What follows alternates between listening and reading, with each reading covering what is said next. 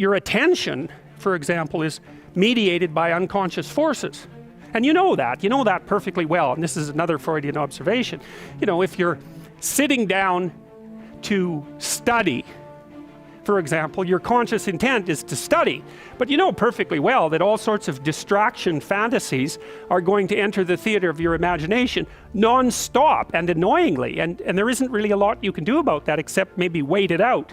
You know, so you'll be sitting there reading and your attention will flicker away. You'll think about, I don't know, maybe you want to watch Jane the Virgin on Netflix or something like that, or maybe it's time to have a peanut butter sandwich, or you should get the dust bunnies out from underneath the bed, or it's time to go outside and have a cigarette, or maybe it's time for a cup of coffee, or it's like all these subsystems in you that would like something aren't very happy just to sit there while you read this thing that you're actually bored by, and so they pop up and try to take control of your perceptions and your actions non-stop. So there's the memory function of the unconscious, and there's the dissolutive function. That's an interesting one.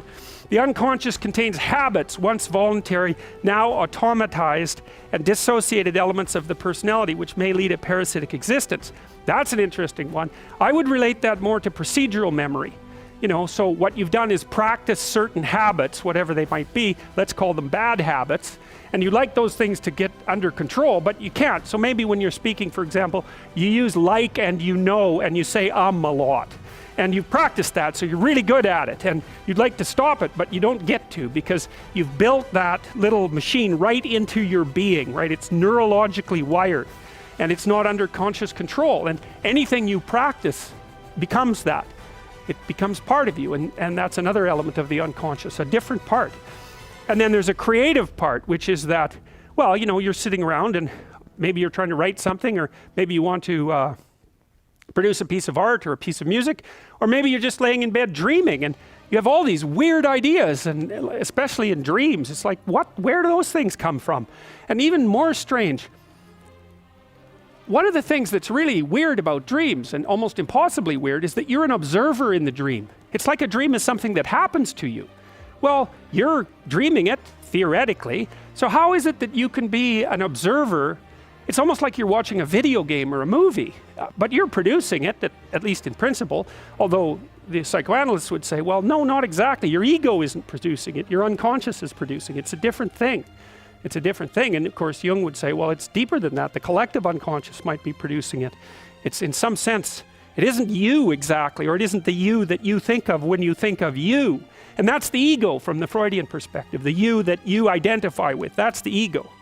And outside of that is the unconscious. The id, that's more the place of impulses, and you could think about those as the biological subsystems that can derail your thinking, right? And that govern things like hunger and sex and aggression and your basic instincts is another way of putting it.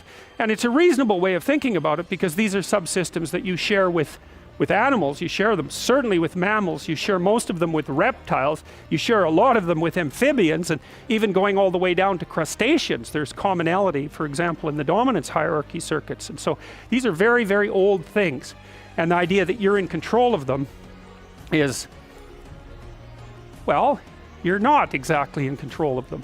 And I would say the less integrated you are, the less you're in control of them, and the more they're in control of you. And that can get really out of hand, you know. You can be, like with people who have obsessive compulsive disorder, for example, which seems to be, I would say, the dissolutive elements in some sense of the unconscious, the way that it's portrayed here. Poor people with obsessive compulsive disorder, they can spend half their time doing things that they can't really control, and they have very strong impulses to do them, and it's very hard on them to block them, you know. They'll almost panic if those things are blocked. And then you have people with Tourette's syndrome, you know, that they'll be doing all sorts of weird dances and spouting off obscenities and imitating people without being able to control it, and sometimes a little bit of antipsychotic medication can dampen that down, but it's as if there are these autonomous semi-spirits inside of them that grip control over their behavior and make them do things. And you know, you find that to some degree in your own life, because maybe you've become very attracted to someone, even maybe you don't want to be attracted to the person, and then you find yourself, you know, texting them when you know perfectly well that you should be going to bed, and you know, you're in a grip of something, and you can't control it, and that's all part of the unconscious and all part of what Freud was studying.